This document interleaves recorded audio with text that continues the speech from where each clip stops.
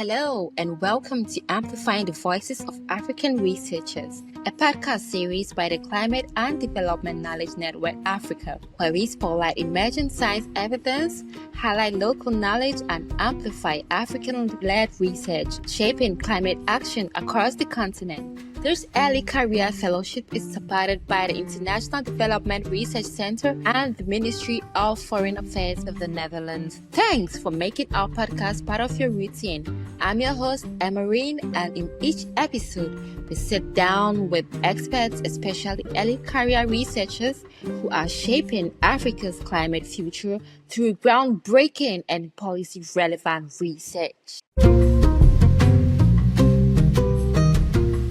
Welcome back to our podcast session. We'll be interacting with more early career researchers under the CDKN Researchers Fellowship.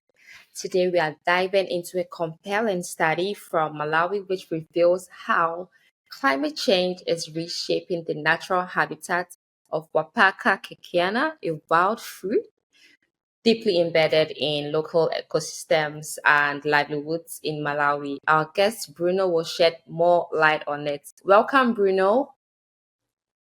Hi, welcome, Bruno. How are you doing today? Morning, I'm good.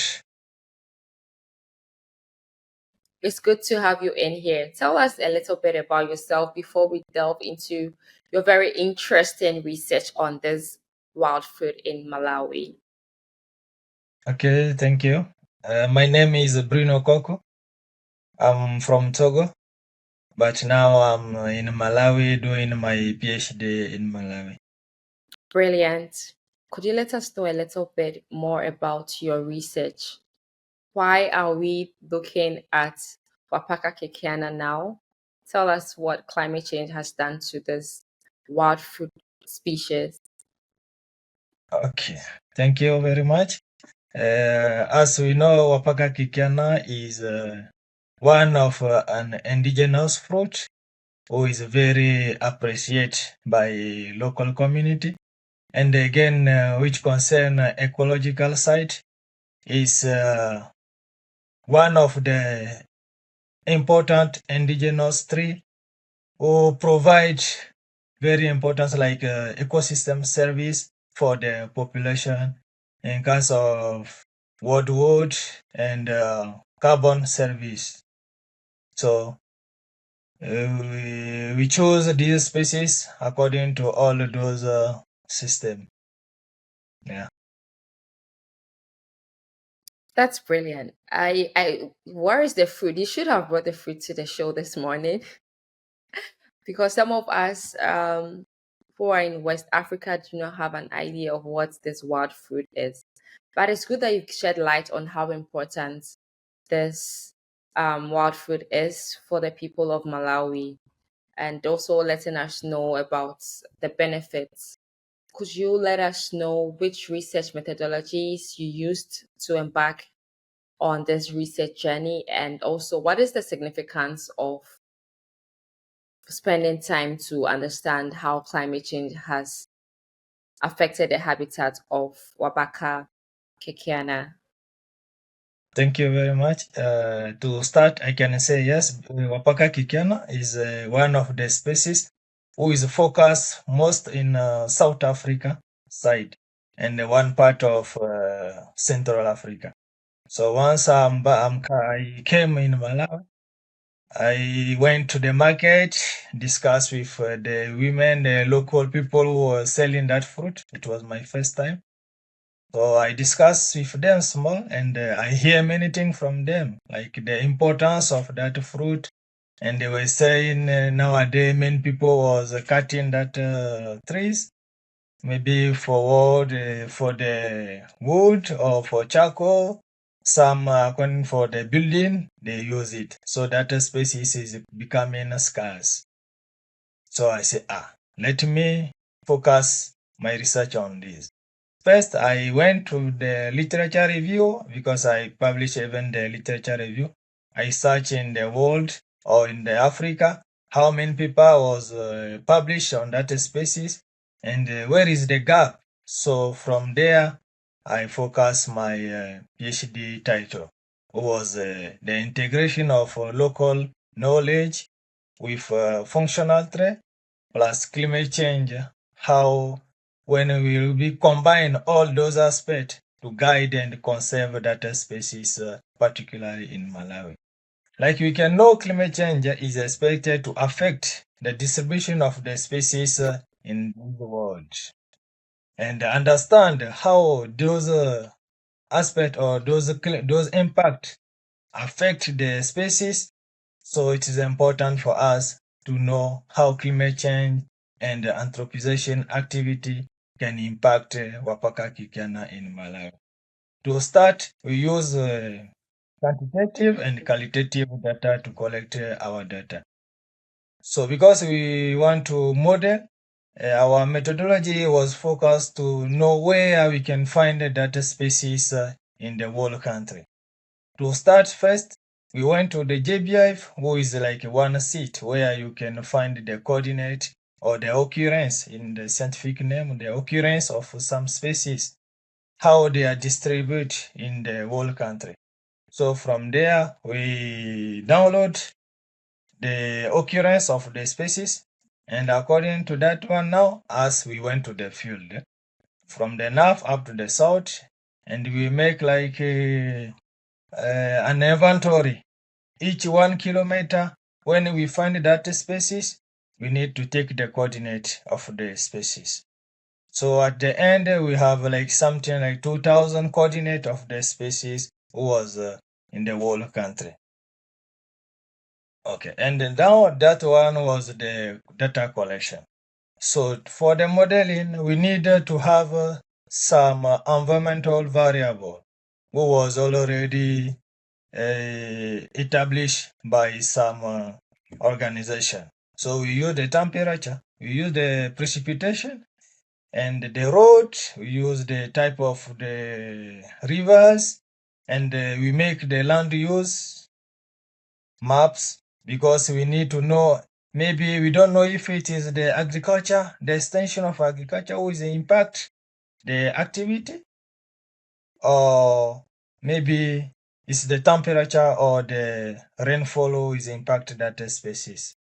Yeah, that's very brilliant of you. So your study uses this model to predict habitat shifts for Wapaka Kikiana. Can you walk us through how this model works and why is it particularly suited for space distribution and the climate stress? How does this particular model that you use suited for species distribution and the climate stress? Okay, thank you. For that modeling, we use the software Maxent to predict the species. So currently, after run the model, currently we know that 9% of the land in this country have the suitable area where we can find that species. But according to the activity, the rain, the temperature, after prediction up to 2060, who is in the line of Malawi politic government. So we are seeing like the species will be decreased from now up to 2060. From 9% will be coming out to 5%. So we know it's something who is make that species to become very dangerous, to become very scarce. So we use zonation software to prioritize the area where like the government want today now to plant or to conserve that species where they can be focused to conserve that species. So if I want to conclude our recommendation, we can say that it will be possible to protect the area where we have found that species actually, because the species now are very in the high altitude. So it is important to conserve those species who are both ecologically important and socio-economical aspect. Great, Bruno. So, how long have you been working on this particular topic? Yeah, 2 years ago. Okay. Have you concluded or is still work in progress? Yeah, I'm still because I will defend my PhD next year by April. Yeah. Right. And did you encounter any challenges with the Maxent model, with observation, with even taking the fruits and trying to find out how they've been distributed under this climatic stress? Could you share with us what challenges you had throughout the research so far, and what did you do to um, what did Okay. you do to overcome these challenges? Okay, thank you. For challenge, I can say, Bob, not much because my background was in biodiversity climate change. So the only challenge was the language because I'm French people and I came. It was difficult for me first time to integrate and to learn very quickly English and their local language. So that was the main challenge. But at the end, I'm happy because the objective was focused. We done them. Yeah. In 2 years, I think that you are so brilliant because you have flawless English speaking abilities. And so, are you able to speak the local language of the Malawians? Local language, not too much. Because my focus Not was so English. much, yeah, but you're doing brilliant. Yeah, the English is flawless. It's very good. Great. So, now we know that Wapaka Kikiana isn't just a tree, it's a source of nutrition, income, and tradition. What are the implications of its shrinking habitats for communities in Malawi, especially those in the lower altitude regions? Yeah, in the low altitude, Opaka is not too much those side because when you see the ecology of that species, he prefer where the altitude are like at least from 700 altitude up to 1,500 altitude. You can find that species. Yeah. Okay, so given your findings, what kind of conservation or adaptation strategies do you believe that governments, researchers, and youth advocates should prioritize to protect species like the Wapaka Kikiana? Okay, according to my finding, I can say yes, it is important to conserve that species, but not conserve for conservation. We need to include the local community in the conservation. Is why one of my objective was to hear from local community at what level that species is important for them. So, because when we are conserved for the local community, and they need to know the importance of that. And we can plant more that species because I evaluate the carbon credit which kind that species can bring for the country or for the Malawi government in terms of credit carbon. It's very much important money that species alone can bring. Yeah. So I advise we plant and we conserve that species. You mentioned using environmental variables in your modeling. Were there any surprising factors like human land use or microclimates that significantly influenced the predictions? Yeah. For my species particularly, the main key influence was the temperature. So after temperature come the land use was the activities of human land use land cover because it explicable because when you are making or people are start farming, they start cutting those species. So that is the second variable who are impacted the species. But the main key was the temperature. Okay, so Wapaka Kikiana, this wild fruit, it thrives in Yeah. very specific altitudes, like you mentioned, and specific soil types. What other species are ecologically linked to it, and how might their survival be impacted by this shift? Okay, like those species who stay with Wapaka Kirkiana. Yeah, Yeah. that's so one of my objective to know the phenologic say, importance of the species who stay with Wapaka Kirkiana. So we recognize like it was in the gen like l'Antiquité, un truc depuis l'Antiquité. Like we can say, okay, when you are born today, your grandfather too, you have something from them. So when we did that research, we know that all the species who stay with Wapaka Kirkiana, they don't have no impact with him. No. Everyone stay in his area and no impact, influence impact, no impact for that. But all of them, they at least Okay. improve the fertility of the soil. Is why they call them those area the Miombo area. It's the specific area in the world Africa. Yeah. Mm. Okay, so let's like delve more into the youth and community engagement since this is more like a livelihood. Um, what role does the indigenous knowledge systems of Malawi play in understanding species distribution and resilience?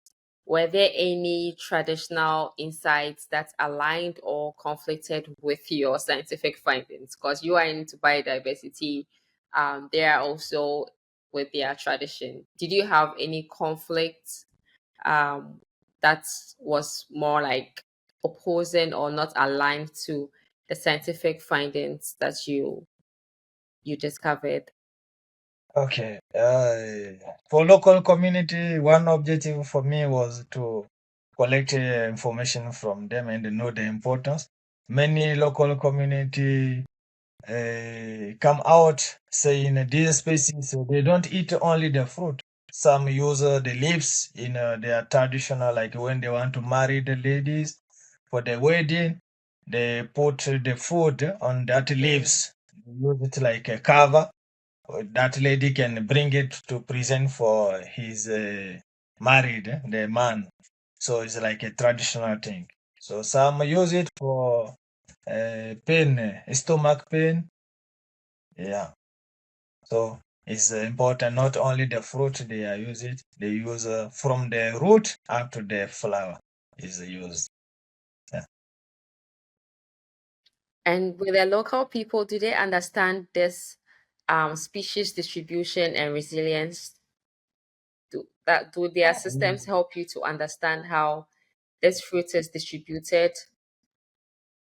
Yeah, we did it because after we explained them before began our research, and after that, because I was under a scholarship, the scholarship allow us to go again for small meeting with local community.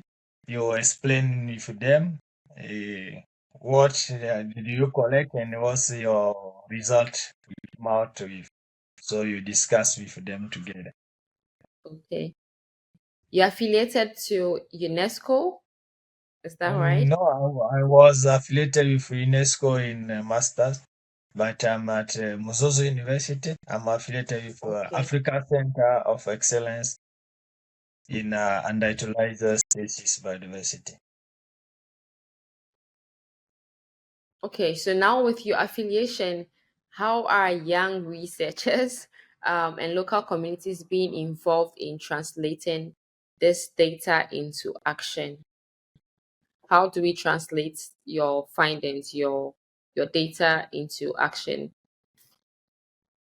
Our research obligation, you translate it to local community language.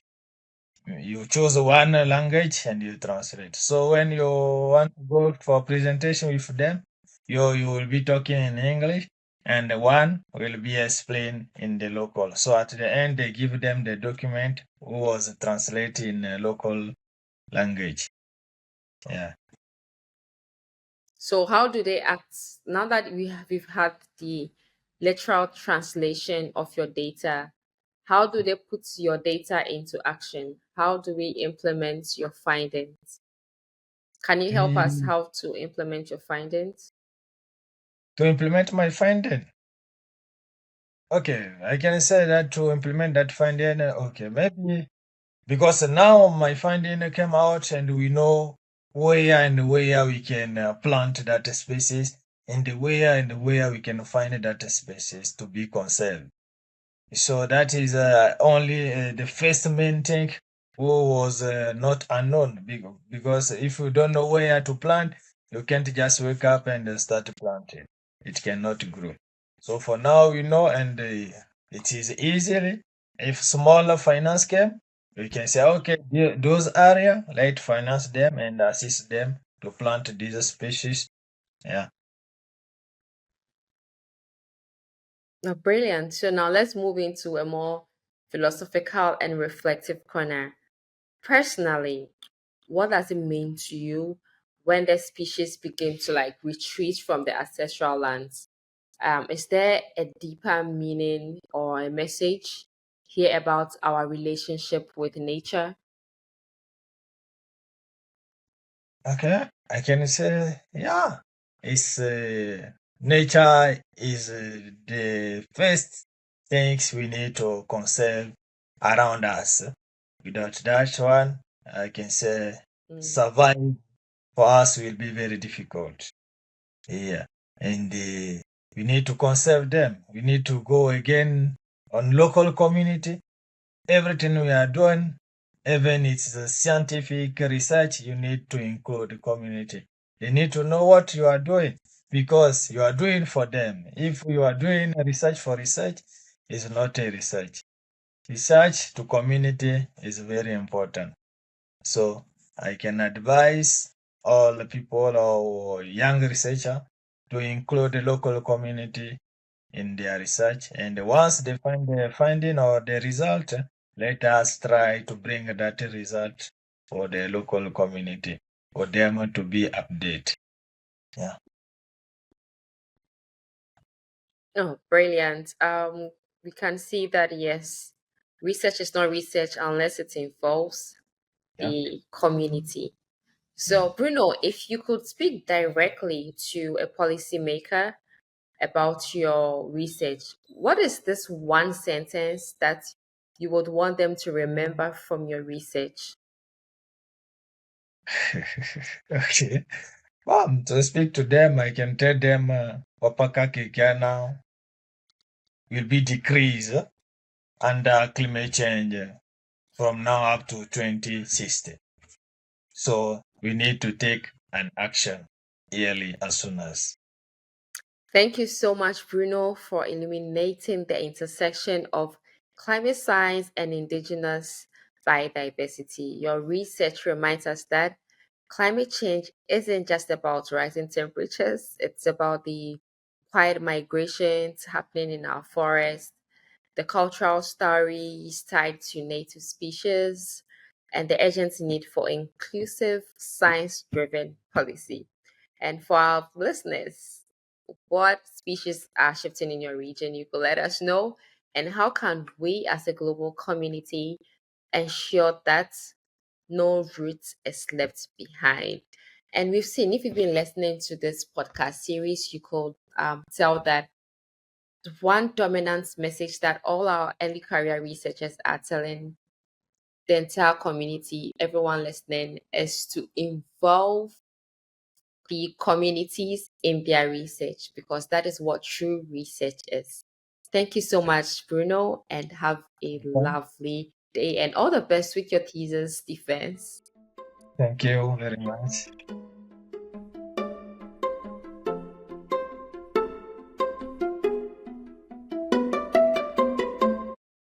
This podcast is part of the CDKN Africa Fellowship, working to elevate African voices in climate science, policy, and practice. Until next time, think locally led research, publish widely, and let Africa's researchers' voice echo in every local and global climate conversation.